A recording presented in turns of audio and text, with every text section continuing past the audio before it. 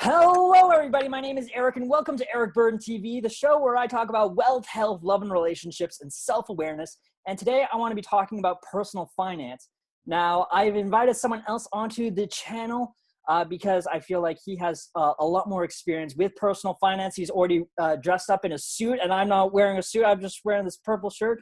So anyway, I want to be welcoming Adam Torres. Some people know him as Mr. Century City, who hosts the Gratitude Show by Tiffany T.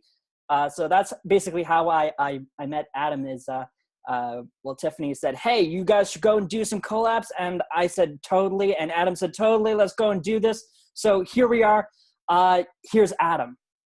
Eric, hey, I'm the one that's pumped to be on your show because you bring the energy. Every single time I look at your channel, I'm like, oh, come on. I got to bring my energy up a little bit. This guy's over here killing me. But I'm really pumped to, give you some great information, some great content.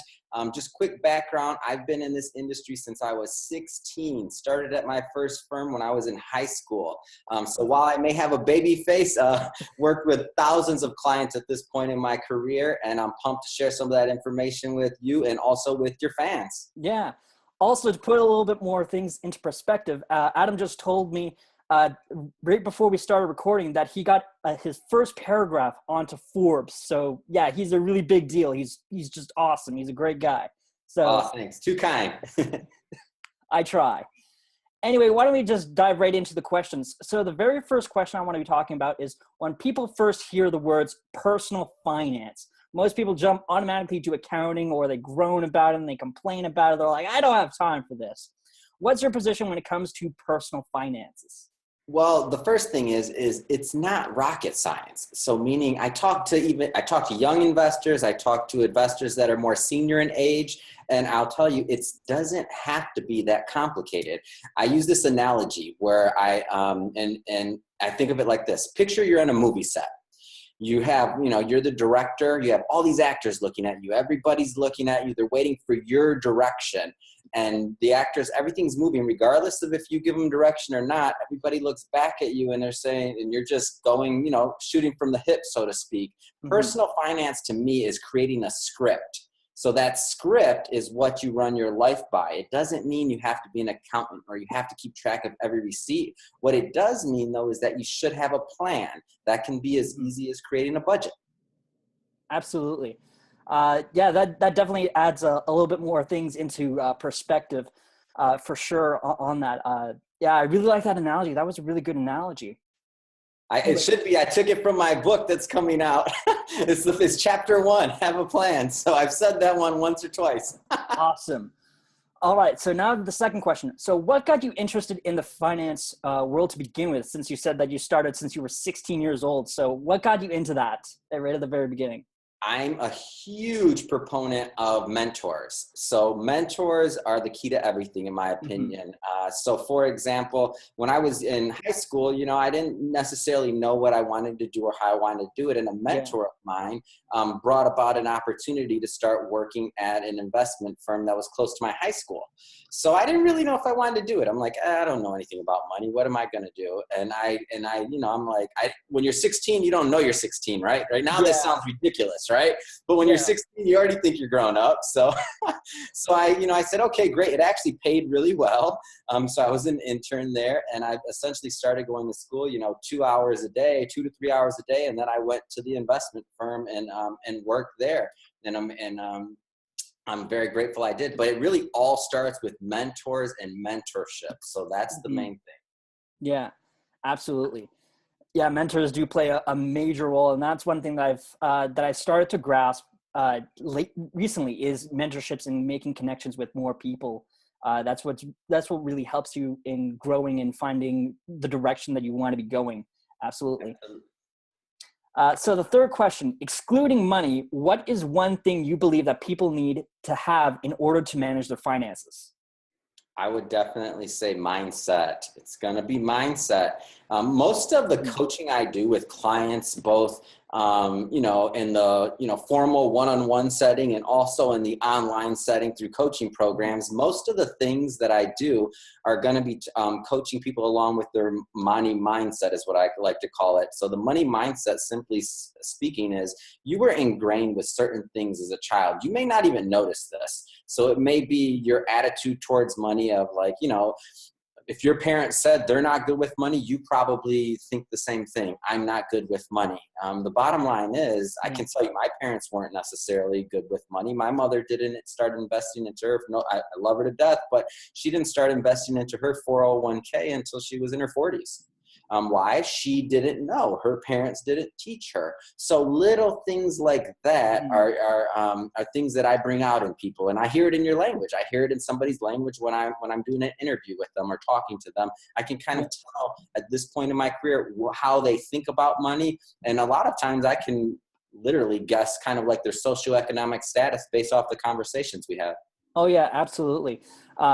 Well, there's a couple of points that I really want to touch on. One thing that I tell people sometimes is your wealth is based around the top 5 people that you spend most of your time with. They might not necessarily be your friends or acquaintance, or they might just be an acquaintance, but the top 5 people you spend most of your time with determines how much money you're going to be making, because they're going to have the exact same thinking, because so many people have very similar upbringings where their parents have no clue at all about how to deal with money, and they can't really pass down that financial information to their kids or to the younger generations, because they don't know how to manage their finances. And that's where mentors come in. You don't have to know. You don't have to know. That's the point. That's what people like me do. We teach.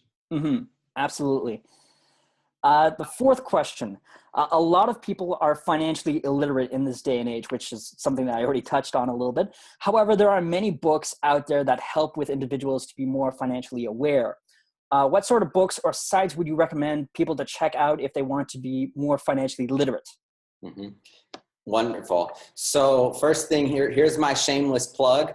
I have a chapter in my book that says, "Are your children financial illiterates?" Literally. And I know you haven't read my book yet because it's coming out in the next week. So okay. that wasn't a setup question, just FYI. Yeah. So I'm actually an expert on this subject. So first thing is you want to take small steps towards learning. I don't think these have to be big changes. You can literally look at your bank statement and just see where you're spending your money. Literally, just to start, see where your money's going. The next thing is see how much money you're bringing in. So if you're spending more than you're bringing in, what's happening here? That's not a good situation for you. Then you can start thinking about how are you going to change those habits, and if it's worth it to you, because really it's going to be getting back to the mental mindset. It's really going to be a matter of, does it mean enough to you to make some small changes here? Yeah, absolutely. That was another thing that I was thinking about as well, is just looking at spending habits. Because I know for me personally, like I spend a lot of money on Magic the Gathering, a card game, a long time ago. That's an investment. No. It was a bit of an investment. An investment. I didn't make a return on that. I can tell you that much. Your kids will. No. Well, I already went and sold most of them. I have some pretty old. Work with me, Eric. No. I'm sorry. I can't. It's just how the market works with Magic the Gathering. The market for Magic cards is how it works. Yeah. But yeah, I spend a lot of my money on Magic the Gathering, so it got to the point where we were kind of referencing to cigarettes. So I was saying I am buying like 3 packs a day or whatever. That sort of thing, because that was a huge problem that I had. And one thing that I recommend people who are into the game as well is to just order online, because I said, well, you can compare buying booster packs and sometimes, obviously like some of the more invested players will only be looking for all the like the rare cards and the more special ones. It'll be a lot cheaper if you buy them online, even though like a single individual card may be like $20 or $30. you have better chances of just buying the card rather than spending hundreds and hundreds of dollars on like a whole And bunch so of the booster bottom packs line here is, that one so the card. bottom line is know where your money is going if you don't want to Yes. be a financial Yes, illiterate. absolutely. And start with, I would argue you want to start with kind of beginner books. So if you're just getting into it, and when I say beginner, that's not an insult. It just means you don't really have a huge background in it. You don't want to start jumping into some technical book that's going to teach you the nuances of trading stock or something like that, that may actually never come to happen in your life. You want to start with books that are written for individuals that just want to know about money. So I of course would give a plug to, Robert Kiyosaki and Rich Dad Poor Dad. I was going to say that one. Absolutely. And my book, Money Matters, I actually wrote it in the same light of a book like that. Because my thought process was this: I may have all this super, super technical knowledge, and I may be, I'm over a decade in this business. But how did that happen? I mean, I'm not going to be able to give that to somebody in one quick, if I have your moment for 20 minutes, because you're only going to read one chapter of my book, you're not going to get much. So I wrote it in the same light as Rich Dad, Poor Dad, so that I could reach a larger audience and teach more people and help more people ultimately. Yeah, absolutely. Anyway, on to the next question. In some cases, people turn to financial advisors for help. What are some good questions to be asking financial advisors to build trust between the two? I do a lot. So I'm considered an influencer in my space. And a lot of things that people interview me and I talk about is branding. And to me, if a financial advisor, if you don't know that person, and what I mean by that is if you don't know their branding, if you can't see who they are outside of your 1 hour meeting with them behind, a big fancy desk. I mean, I just wrote an article this morning where I said sitting behind a mahogany desk no longer means you're credible. Like you need to actually know this person, because the bottom line is it's more so the connection that you have with the person than anything else. And that may sound odd coming from a numbers guy, but the bottom line is this: if one advisor is charging you 1%, another advisor is charging you 0.75%, okay, you may save a lot with one versus the other in terms of on paper, but what happens when we have our next financial crisis? What happens when you go through a divorce? What happens when you lose a child? I mean, you need to develop a personal relationship with this person and feel comfortable in that connection with them so that they can coach you through the hardest times of your life. Whether or not you pay them a little bit more here or there doesn't matter. I maintain this position to this day. The thousands and thousands of clients I've worked with, none of them have ever missed retirement or missed retirement objectives based off of paying an extra 0.1% or looking at an expense ratio on one ETF and it's 1 basis point more or 5 basis points more than another. What happened is, and for those of you listening, just think when something's a little bit cheaper versus not in terms of the investment, that's never done it. To sum it up, what really gets people is, we have a crash in 2008. You pick up the phone, you're advised, you don't have that personal relationship with your advisor. They don't answer your call back immediately, or you're talking to them and they feel like a stranger, and you don't feel that the advice they're giving you is actually for you because they don't necessarily know you. That's when you sell all and then really ruin your future. Same thing in 2002, the tech wreck in 2002. If you didn't have an advisor or somebody on your side that was basically telling you, hey, we don't need to be this risky. Like, you're getting close to retirement. We don't have to be all in tech. I don't know if this tech is going to keep on going forever and you're going to become fabulously wealthy, but that's not your goal. Your goal isn't to let it all ride on tech stocks. Your goal is, you want to retire in 3 years or 5 years. People that didn't have someone like that in their corner, that's who was hurt, and that's who get hurt in investing. Yes, absolutely.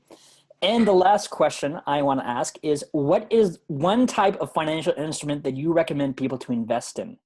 I'd say if you're looking at anything, first thing I'd look at is just, and this is a type of instrument. It's not a specific investment. So mutual funds. So mutual funds, just think of it as you can go out and buy one stock, or you can buy or one bond, or you can buy a big basket So think of it as you're diversifying is the word. It just means that you're not banking all your investments on one particular company. Mm-hmm. Absolutely. All right. Well, those are all the questions that I have for Adam. Of course, all of his social media links are down in the description below. But before we go, I have a few more questions that I have. Just some quick fire lightning round questions. Do it. Lightning. Bring it up. Come on. All right. So let's begin the lightning round. Boom, boom. First question. Were you named after anyone? Middle name is Israel, named after my father. All right. Would you or have you bungee jumped before? I've skydived twice. What is your favorite breakfast cereal growing up? I didn't eat cereal. Didn't eat cereal. Wow. I know it's a big thing. I didn't really eat cereal. Didn't eat cereal. I like bagels. Bagels. What book are you currently reading? Oh, I'll show you right now. Actually, it's it's over. Here we go. Where is it at? I don't have it right now in front of me. It's actually hashtag Ask Gary V.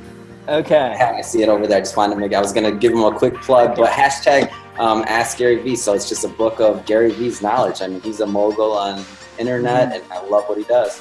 Oh yeah, absolutely. Goats or teacup pigs? What did you say? Oh, Goats? Pigs. Goats or teacup pigs? Pigs. They're a little moody, I hear, but I want one still. Have you ever stolen a street sign? No. I've stolen pictures of street signs. Does that count? Maybe. I don't know. I think off of Google Images. Stock image stop sign. Yeah. How many languages can you speak? One and a possible. One and a possible. What's the other possible one? I think Spanish is like a superpower, but I can't always get it to work. So I wasn't raised speaking it, but I studied Spanish in Spain when I was in college, and it's like a superpower. I just don't know how to use it yet. Yeah. Learn some French, because Spanish and French is pretty much the exact same thing. Got it. From what I've heard. Do you use Post-it notes? No. What do you drink with dinner? Water. Yeah. And the last question, what was your first concert? Ooh, the first one, I just had this conversation. The first one that I remember was Eminem. I was a teenager and I grew up in Michigan, so it was before he was big. It was like his original, I don't know if he'd been discovered yet. Interesting. Well, anyway, that's all the questions I have for the lightning round. It's all done. Congratulations. Awesome. Thank you. Appreciate it. Yes. So anyway, of course, like I just said, all of the social media links of Adam is down in the description below. And of course, I want to thank Adam for letting me interview him and sharing his knowledge with us. Thank you so much for being on the channel and obviously getting the opportunity to meet you a little bit more, because I know we've been chatting a little bit, but yeah. Absolutely. Yeah, thank you so much. Anyway, that's all that I have for today. I hope that you guys enjoyed this video and that you guys learned something. If you guys did, make sure that you leave a like on this video, but also don't forget to subscribe to my channel if you haven't done so already for more information that I post every single day, along with collab stuff that I will be doing in the future. Anyway, my name is Eric, and I will see you guys next time. Awesome. Thank you, Eric.